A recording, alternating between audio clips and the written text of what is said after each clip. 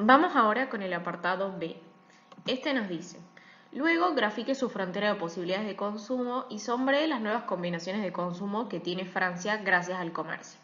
Suponga que los términos del intercambio se establecieron en 2 kilogramos de manteca por litro de leche. Bueno, sabemos que la apertura de los países al comercio internacional produce un aumento de la producción mundial y que cada uno de ellos pueda consumir más allá de su frontera de posibilidades de producción.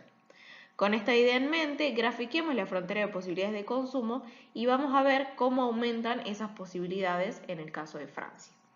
Para poder encontrar esa frontera, tenemos que tener en cuenta dos cuestiones. La primera de ellas es qué bien produce y exporta Francia. Sabemos del apartado anterior que Francia tiene ventaja comparativa en la producción de manteca y que por lo tanto se va a especializar completamente en la producción de ese bien y va a producirlo y exportarlo hacia Dinamarca. Y eso es lo que debemos responder.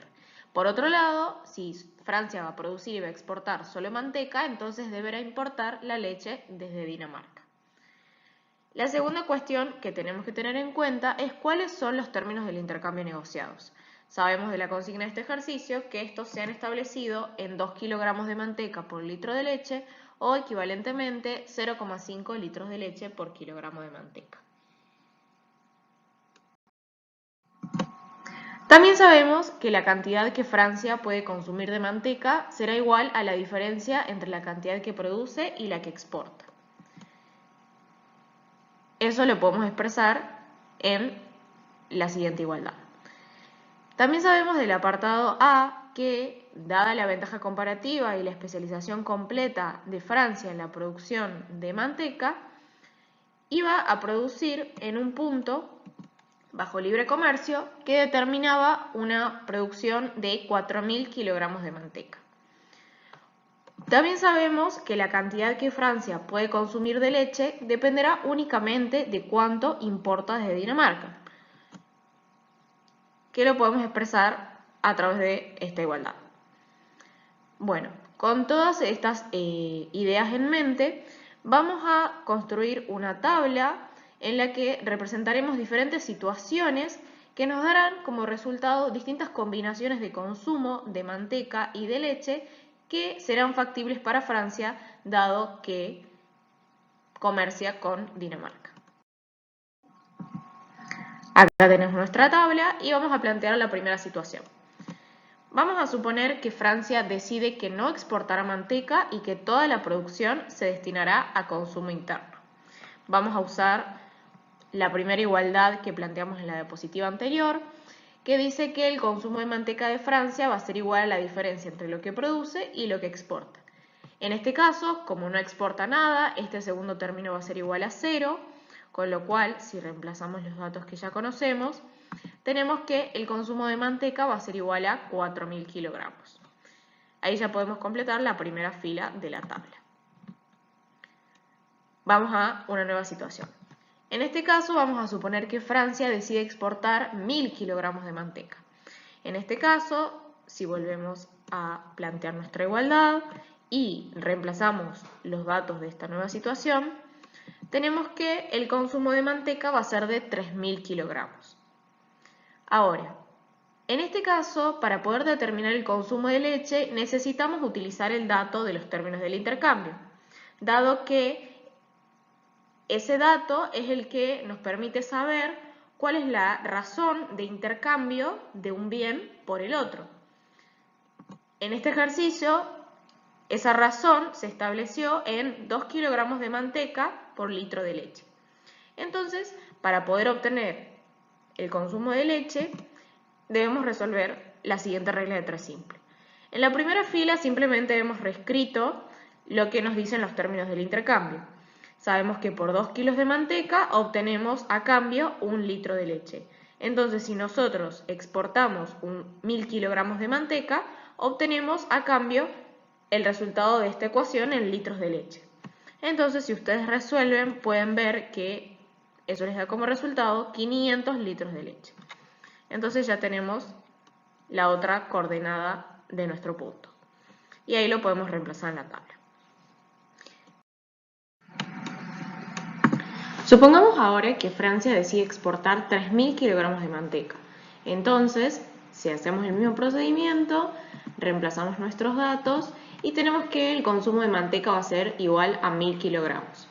De nuevo usamos el dato de los términos del intercambio y si ahora se exportaron 3.000 kilogramos de manteca, entonces el consumo de leche va a ser igual a 1.500 litros de leche. Lo reemplazamos en la tabla y ya tenemos nuestro tercer punto. Por último, vamos a plantear una última situación. Ahora vamos a suponer que Francia decide exportar toda su producción. En este caso, si volvemos a plantear nuestra igualdad y reemplazamos los datos, en este caso vemos que ambos términos son iguales, con lo cual el consumo de manteca nos va a dar igual a 0 kilogramos. Y si usamos ese dato para resolver la regla de 3 simple con los términos del intercambio, tenemos que el consumo de leche es igual a 2.000 litros de leche. Y ahí ya tenemos nuestro cuarto punto y tenemos completa la tabla. Ahora lo que vamos a hacer es trasladar estos datos a un gráfico para poder observar nuestra frontera de posibilidades de consumo. Acá tenemos el eje y ahora vamos a graficar los puntos que obtuvimos en la tabla. El primero de ellos nos decía que si Francia destinaba toda su producción al consumo interno, entonces no iba a exportar nada de manteca hacia Dinamarca y por lo tanto iba a poder consumir 0 litros de leche y 4.000 kilogramos de manteca.